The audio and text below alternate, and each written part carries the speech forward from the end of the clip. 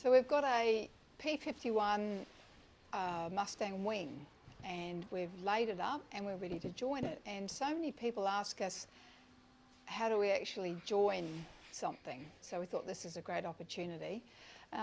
It's not just about the joining with a wing, there's so much more that goes into it. So we thought we'd basically show what goes into it and explain a bit about it.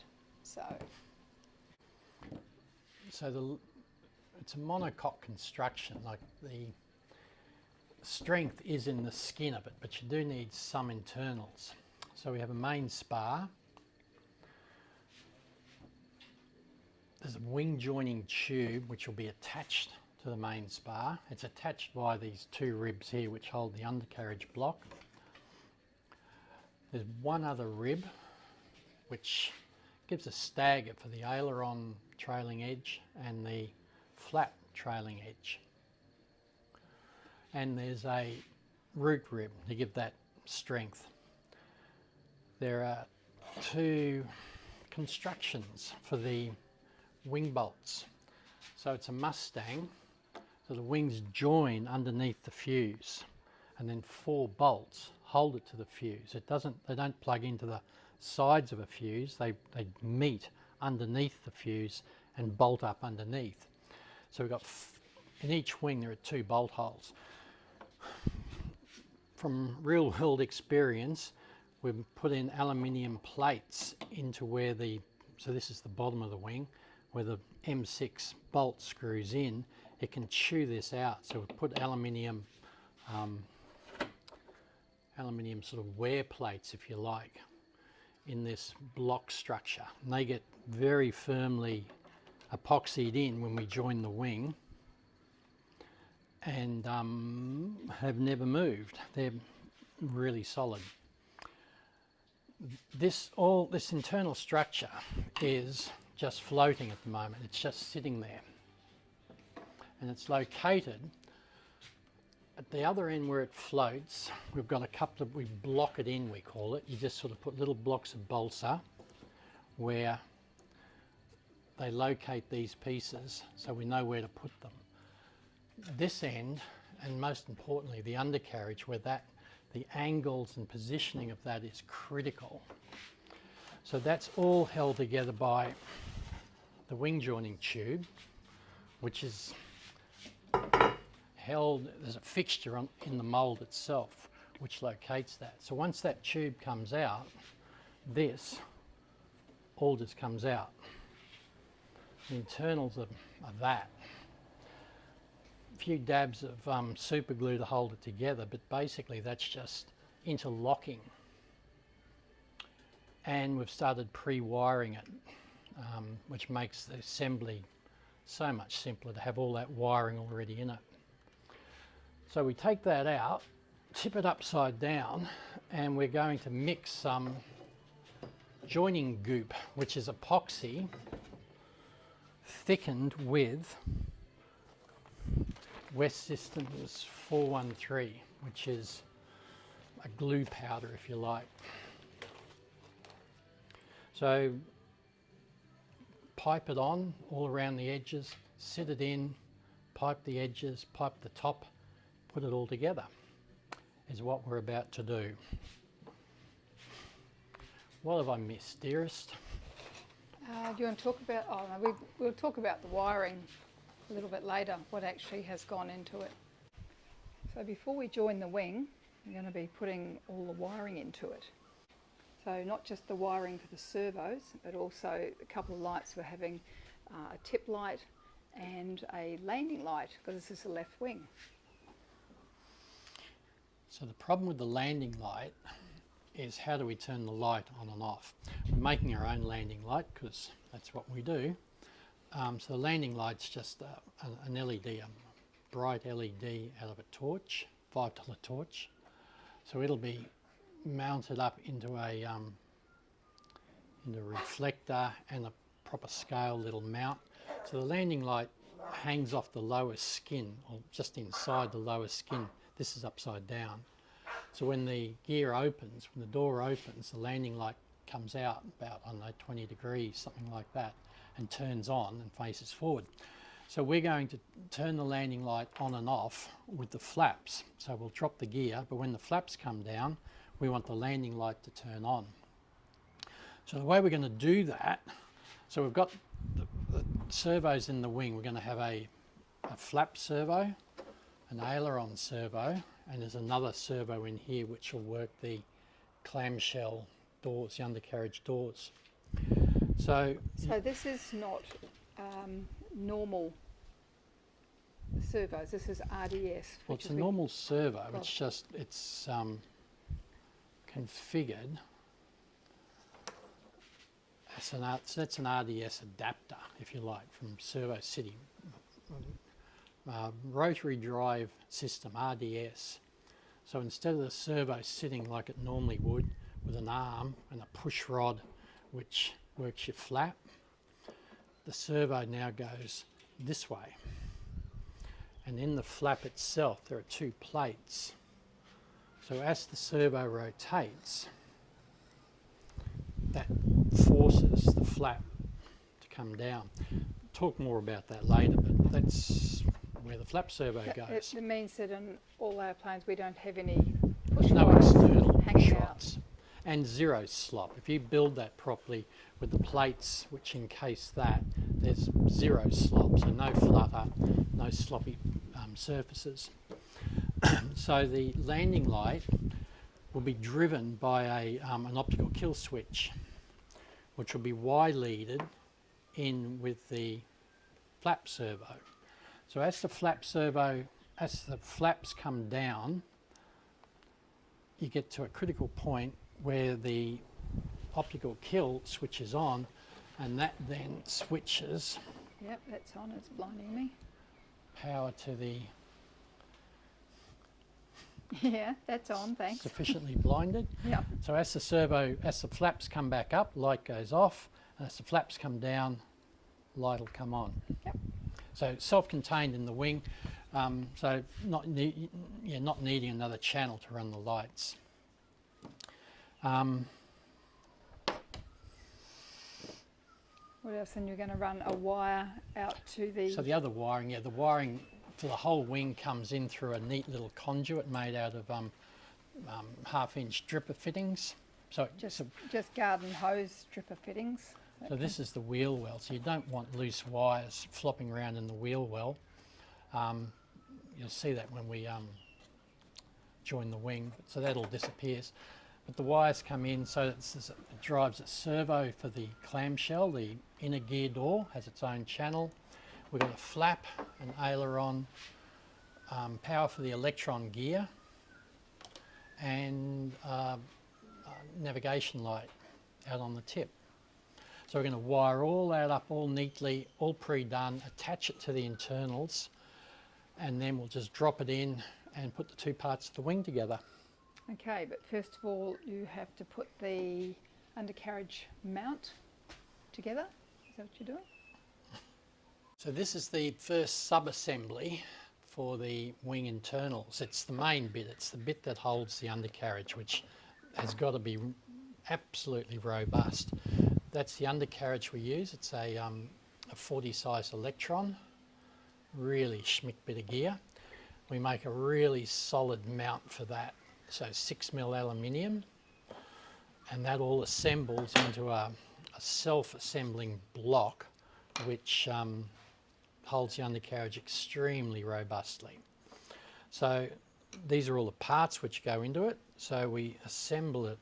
No glue or anything involved in assembling it. We just got to make sure we get a left and a right one. So that's the back piece of it. So the aluminium plate goes in there. It's when it goes into the wing, all this is glued to the skin, but there's no need to glue all this stuff together. So there are two main ribs which hold that block like that, and the inboard side of it, because this is the left wing, yeah, don't confuse me, And then to make that even stronger, we used to put a like a doubler, a 4mm plied doubler on either side of that to thicken that. Out of bitter experience, we learnt that it's better to use aluminium, like 3mm aluminium, which doubles those plates up like that. And on the inboard side, because there's not a lot of rib here, so that really makes that inside really strong. We put a pin down through each one of these holes just to lock that together, but there's no glue involved in doing that. These holes will be pre-tapped, so then once it's in the wing, the electron gear, just you can just slide it in, and all the angles are preset and angled so that that fits perfectly, so the leg fits inside the wing. So that assembly then goes in here.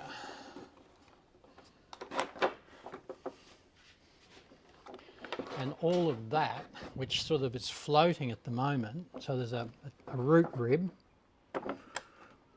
which sits there. We have a sleeve, which I should have put on first, shouldn't I?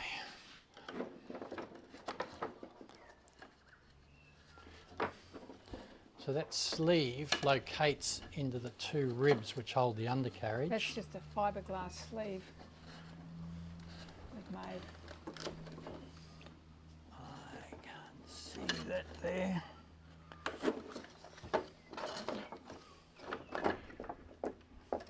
And that locates into the root rib, and that locates into there. So no glue in any of this yet, it's just sitting there.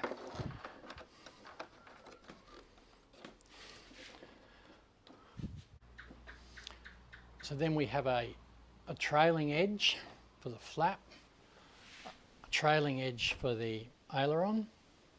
We have one other rib, and then a couple of blocks which locate the mounting screws. So I'll put all those in, and then I can finalise all this wiring, tidy it all up, and then we can pull that tube back out, and this whole structure will lift out as one, and we can put the glue on it, the epoxy on it, and sit it back down, and then put the top on. So that's the plan. So we're using a hardener, a medium hardener. Oh yeah, we're going to get the big guns out now. Here we go. Just a little bit of epoxy. Turn it around the other way. This is what we actually use. So it's... we use this for everything. We use this for our layups, and we're also... So we use this R240 laminating epoxy, but then you can mix it with different hardness, different speeds. Yeah. So we want this to go off slowly. So we're just using a medium hardener. Takes about 8 hours to go off. Properly. So we're going to mix. We do a 1/2 and 2. Yep. In each. No, that's pretty well blocked, isn't it? Needs a clean out. Little cups hard to see.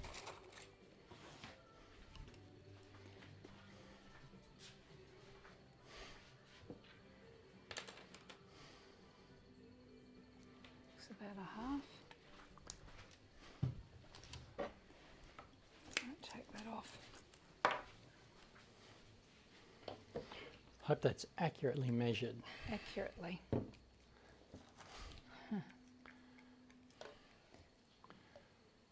Especially without my glasses on.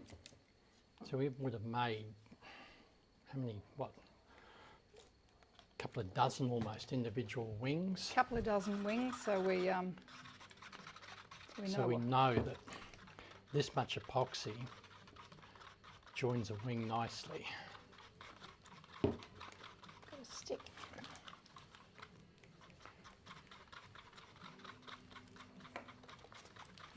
lid on this, because in the past we know what happens if you knock that over without the lid on.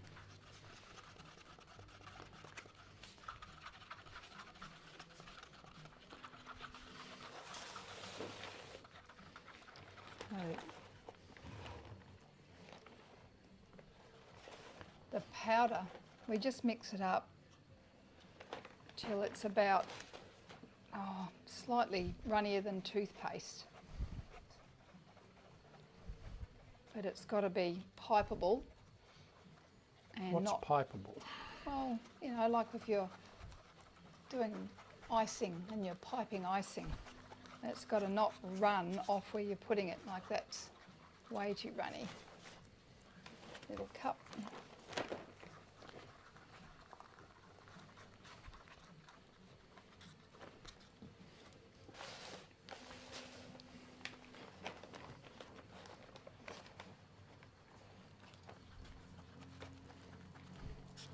Squash all the lumps out.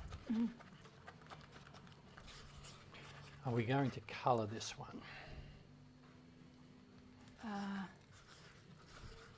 No. I don't think we coloured the other wing, did we? No.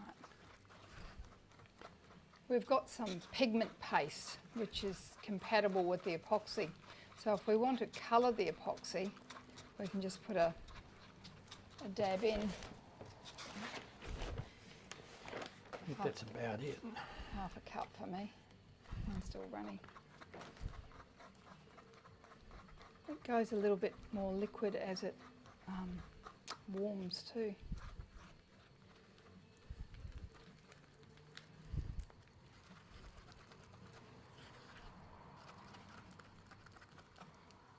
Too runny.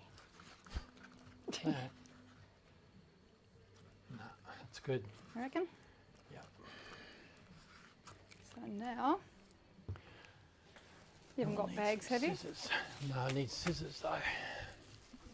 We just use a couple of plastic bags, a couple of freezer bags. Find the corner. Get rid of those. Did you wax the tube? Wax the tube. Just to make sure. It's pretty sticky from last time, I think. Do we want to wax the tube to be, or Vaseline it, just to make sure?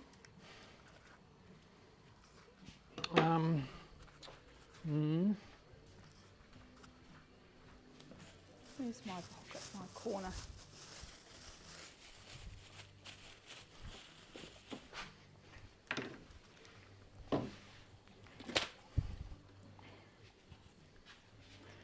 So that's still pourable. I reckon you'll find yours is a little bit runny.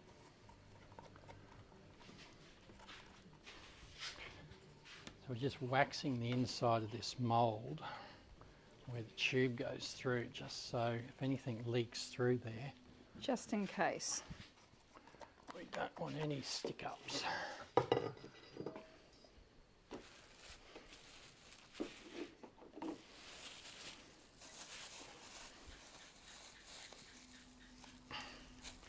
That's pretty sticky from last time. And we just, there's a little seam in there, I'll take that off. I'm just going to nip a little tiny corner off that.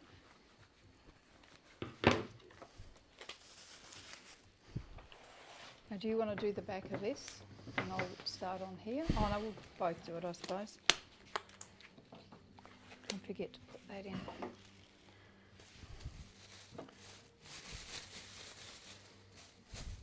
So what we do is just put the thickened epoxy, which turns it into a glue, into a bag, and we just pipe it. Oh, I've got to concentrate. I can't talk and pipe at the same time.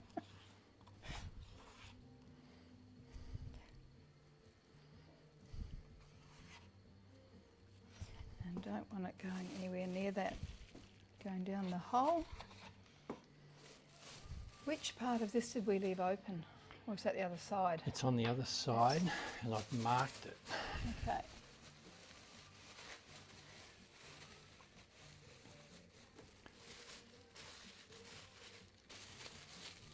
this is actually the top side, isn't it?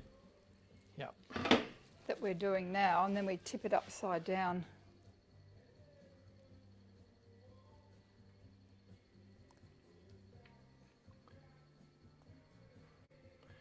Concentration. Yeah, I probably should have glasses on.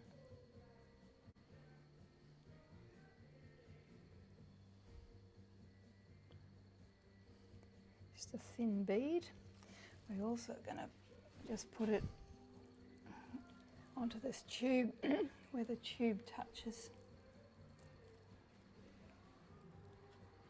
Because we can't get to that once it's upside down.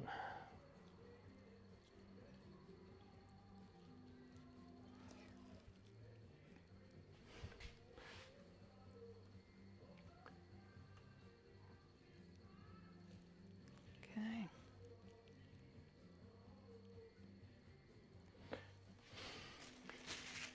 All around the circumference of that tube where it goes through the root rib.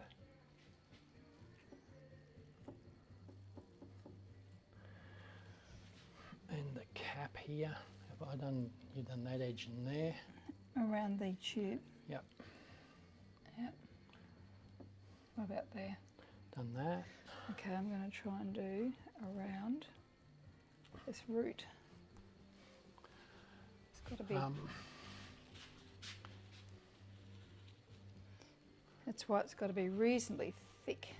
Because while it's sitting here, we don't want it dribbling off. Oh yeah, good one. I think that goes something like that. Got that. So. Certainly a lot easier with two people. Keeping that clear. Those wires, yep. Out of the way.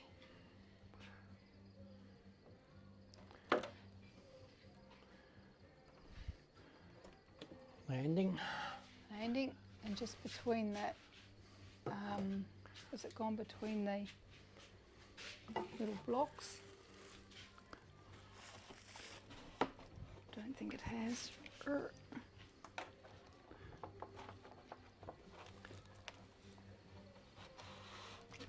Squish it down.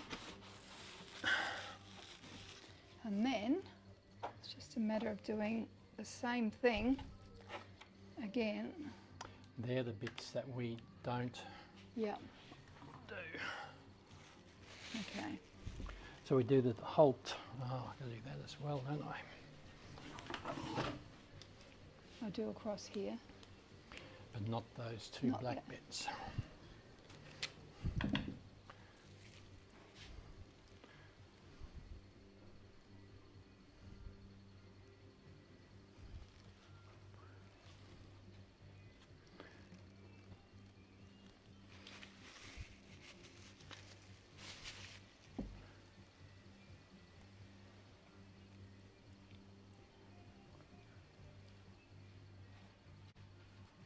There's no hurry to do this. We've got This is why we use a some couple of hours. medium hardener.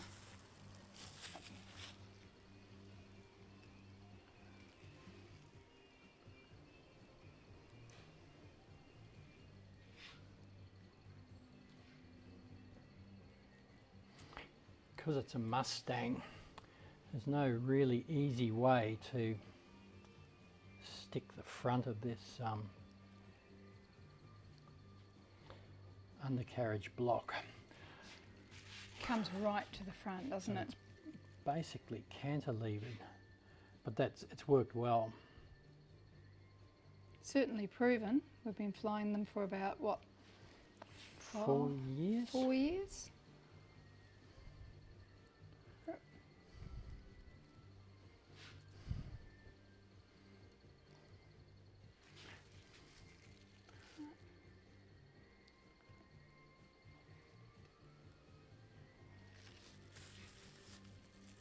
Still got to go around the front of that, or around the other one yet.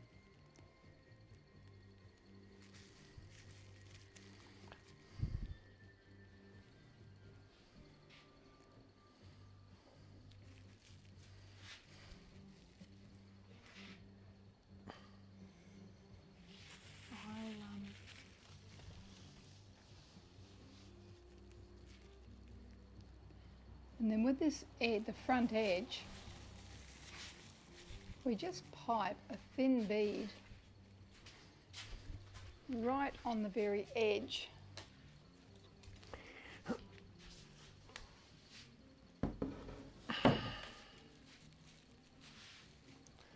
We don't use any joining tape, not for the wing anyway. We do on the fuselage, as far as we can get into when we're joining the two fuse halves. But with the wing, it's just a bead of epoxy on both wing halves, and then we stick them together. Do a close-up of that when we're finished. Yeah.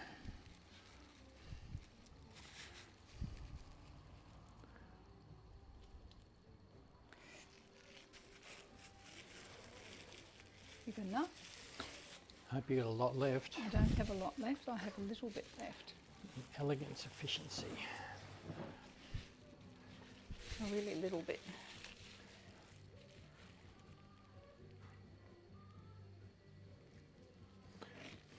What did I miss? Geez, we're not. Anyone spot my deliberate mistake? I don't think we're going to have enough. It's always enough.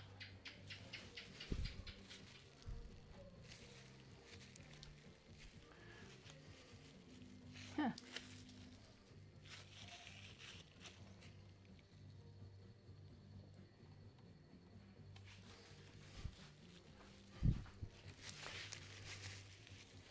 Don't waste it in there because I haven't got it round here. Got to glue this tube in. We're going to have to mix them all. No.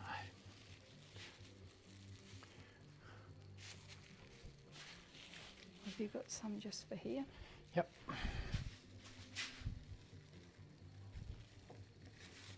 Oh, there we go. Just.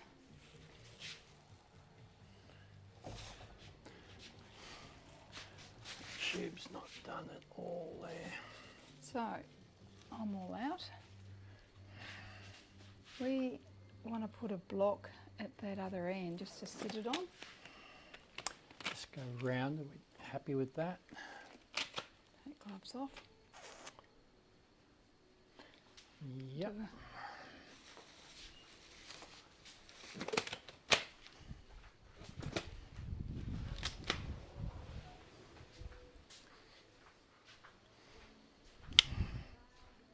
So just a thin bead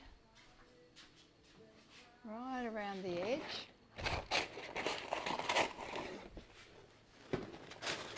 And the same on this. I've got a bead all the way around this leading edge.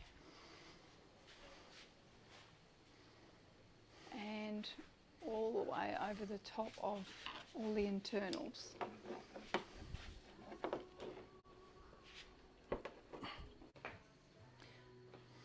Right, now that both halves have been glued, what we're going to do now is put the top on. Well, it's actually the bottom, but Oh, yeah. Yeah, put the bottom. And we just have to make sure that we line up the bolt holes. So we've just... So you put that there and come up to that back one. Can't see it. There it is. Oh, where's the bloody thing?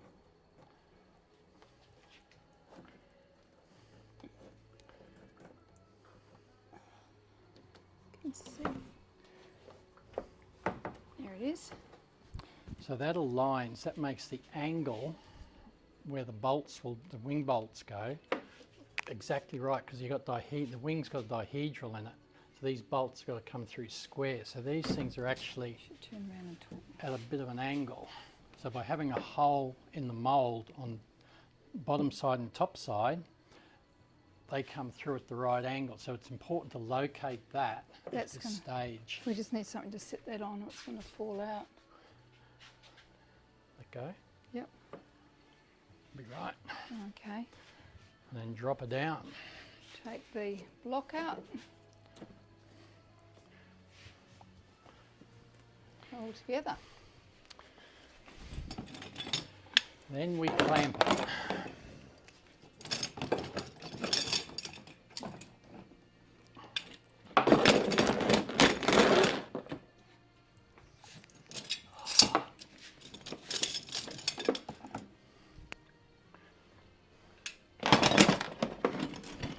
Just wait one tick and I'll...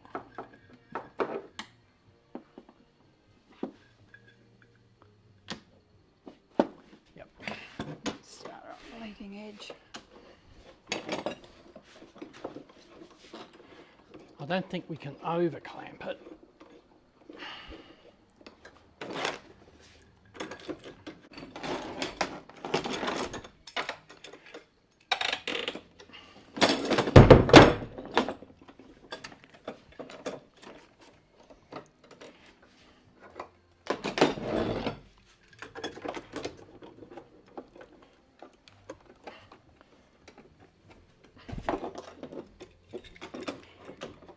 It's sitting on two stands which are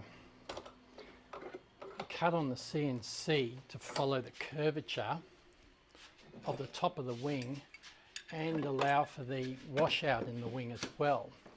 So this sits at just the right angle so we don't get any twist in the wing.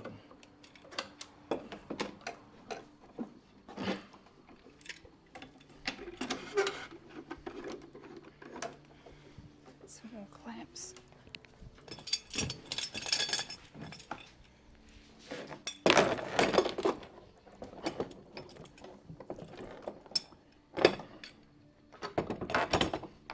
Does that make sense? Just to me. Don't want a twisted wing. So everything's jigged.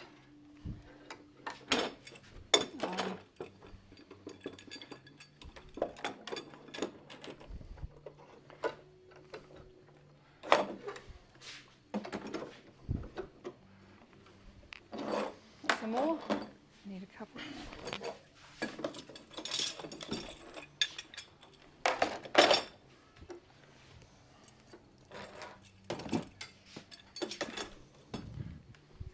That's your lot.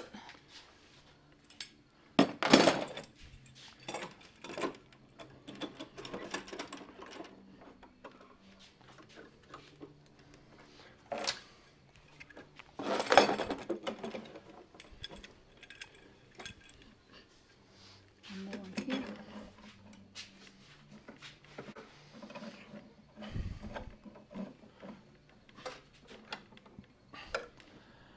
And then to make sure that we get good gluing through the middle, we put weights across the middle of it.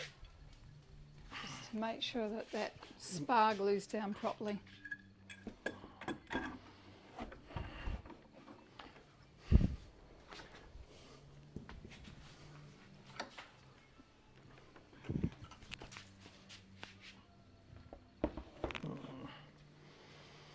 Make sure the And then we make sure that the tube still turns. We haven't bound that up. it's all nice and loose. And what we do now is leave this overnight, and then in the morning we can take all the clamps off, open it up, and exciting, that's a bit when we can reveal the painting, which has already happened before we even laid it up, because we paint into the mould, then we do the lay up, and then we join it. So that is the process of joining a wing. See what happens. That didn't hurt.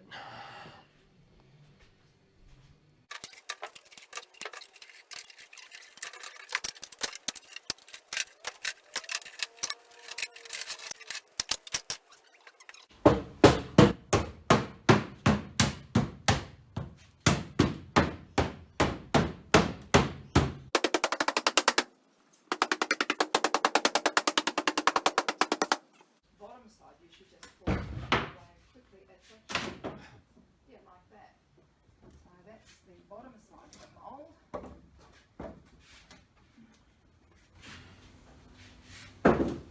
Done. Yeah, she's beautiful. Yep, never throw a propeller away. They're brilliant.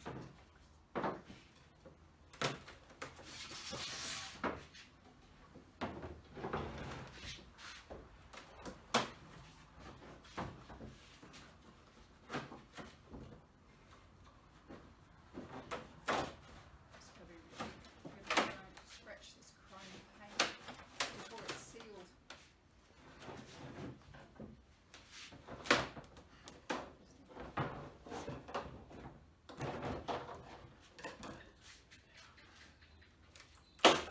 Oh, I love wings. They're so easy to get out of their moulds. Oh, the insignia's the wrong way. Not this time. Looks beautiful. Sand light. Oops, sorry. Knock me out with a wing. Look how shiny that is. It's good, isn't it? Just a little close up of the detail. Here's the clamshell door, or the inner gear door. And these get cut out. We've got inner pieces which form like a 3D gear door, gives it the strength, so really, really thin. And a nice red tip. Oh, look at that lovely detail. The other thing we do before we seal it up is on the paint. It's quite hard to see any of the rivet details, so we just get a little bit of acrylic paint and just wipe over it, and it sticks nicely into those rivets. You just wipe anything off the surface and it shows up the detail. And the top side.